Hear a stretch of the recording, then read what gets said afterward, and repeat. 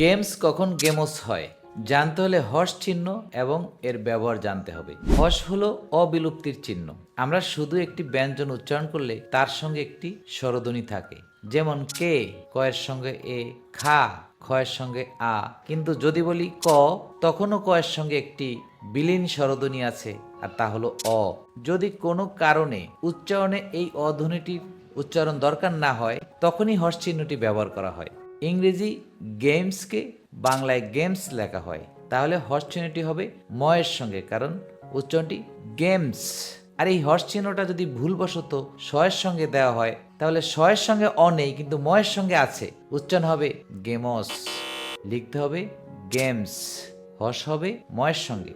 সঠিকে আমরা হর্ষযুক্ত স উচ্চারণ করি, তবে শেষে হর্ষ চিহ্ন ব্যবহার হয় না।